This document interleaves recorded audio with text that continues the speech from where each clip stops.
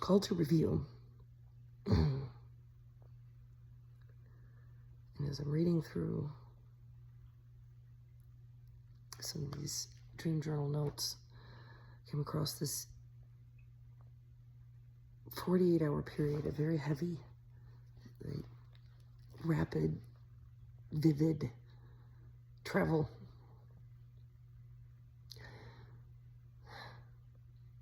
And this big boonergy, everyone. Perhaps this resonance cascade will catch someone's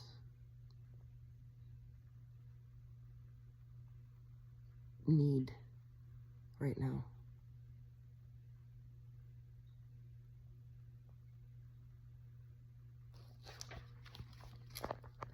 Trying to start updating and cut off my access just as I began to read it the first time. Maybe there's something to that. I don't know. You're not crazy, you're clairvoyant. Write that down. 3/21/22. We were at a big party that I was working at and was getting off work at 4 o'clock. I was looking for Lou and feeling very anxious and uncertain. There were people everywhere, 2 different birthday parties, and it was like some kind of carnival expo with an indoor and outdoor booths. Some section around where I was stationed was set up with a bunch of camera equipment.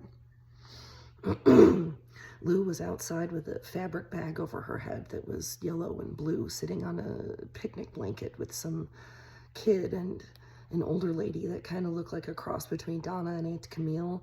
And I said, Lou, take that bag off your head. Why are you wearing it? She said, I'm trying to decide which version of God makes the most sense to me. I'm trying to think about God. I don't know yet which way to decide, but I will. And she put the bag back on her head.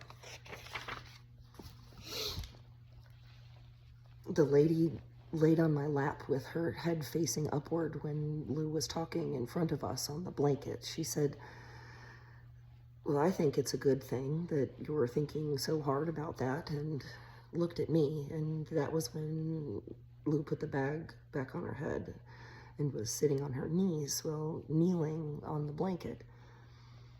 Come to think of it, I was kneeling too with that lady on my lap. I had got up and walked away and said before I left to them there that we'd be leaving soon.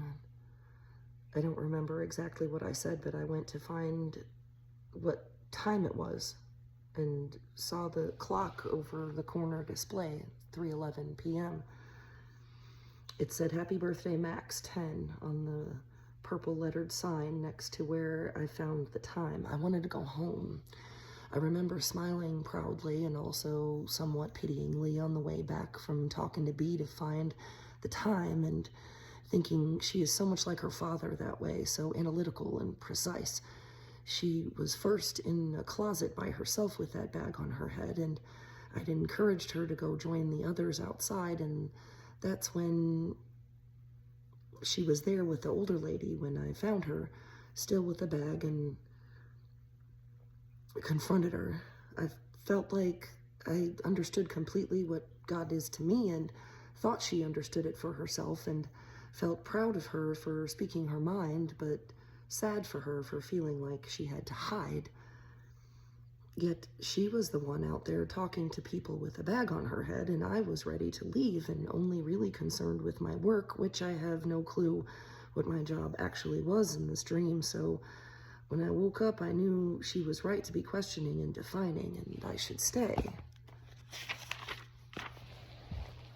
And another part of that same dream, I just remembered, my job was the same one I have now, but Zakia was my boss. She was on a monitor, like a big screen TV in some room with a bunch of metal shelves, and I had to climb down from one shelf to go find Lucy right after she was talking to another crowd of people about a big event coming up they should be prepared for, something that I was feeling excited about, that meant something good for us, somehow, that compelled me to go find her. That was when I told her it was almost 4 o'clock, and then went to check the time after she told me she was thinking about what God meant to her, and when the lady lay on my lap. And the crowd didn't seem so big then. And although I realized as I walked away that I felt peace, that she and her father were still trying to figure out what I thought I knew.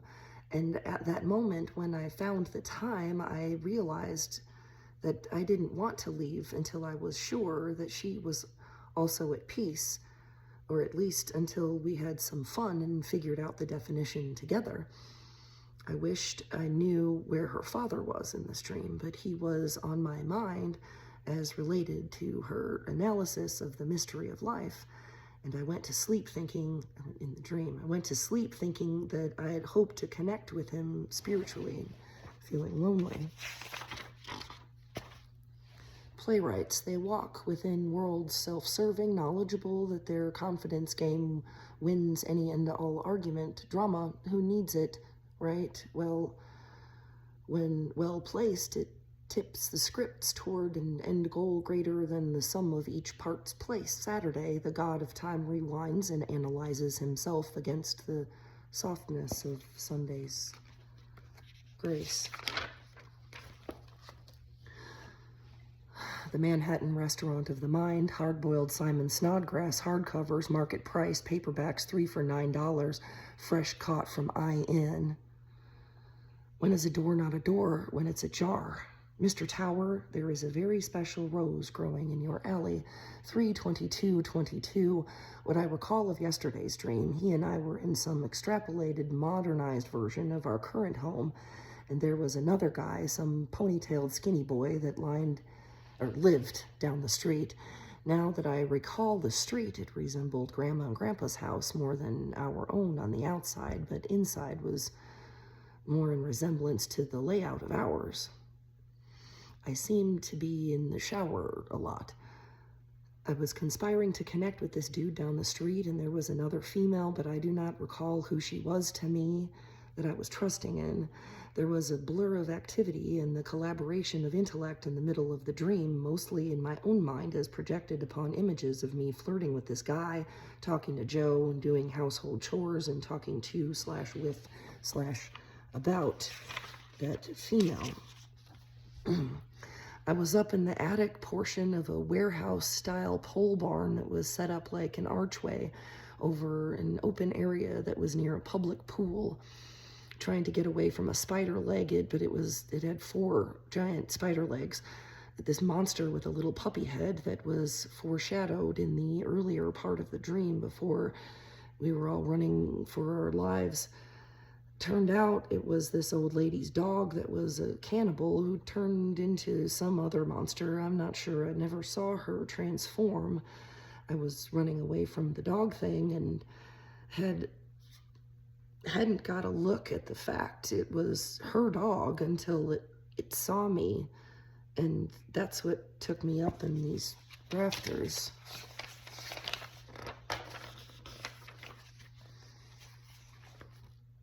Battle positions, perhaps? Is there a question? The artist moves about the board free of restriction. The usurer must move in diagonal holding. The pattern of each barrier, boundary, expectation, and therefore, as a rule, cannot see the stars shooting off the roof. Beyond the wall is but an audience applauding. The third wall, that is. The fourth is a connection between... The fourth is a connection barren to the scope of the selfish. They take up arms and cross their own, believing theirs is the only sight available to a free agent, yet they themselves are confined by the squares in their scope of vision. AUIC.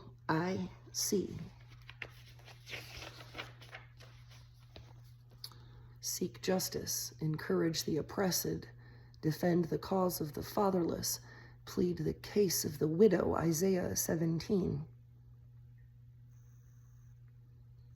You will be ashamed because the sacred oaks in which you have delighted. You will be disgraced because of the gardens you have chosen, Isaiah 29.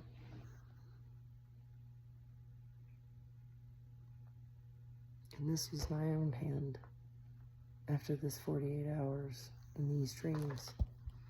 Isaiah, I beseech thee, with your eyes black as your disdain for all that you perceived as unrighteous, you separate yourself from the same continuity you defend. Your righteous anger may perpetuate the narrative, but alone atop that pristine mountain, you look down upon those whose self-same you claim to be protected by grace. Your wrath represses the widow.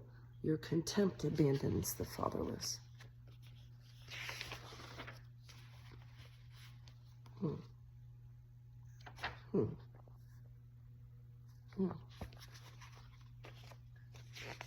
2, 3, 4, 5, 6. It's 4 o'clock.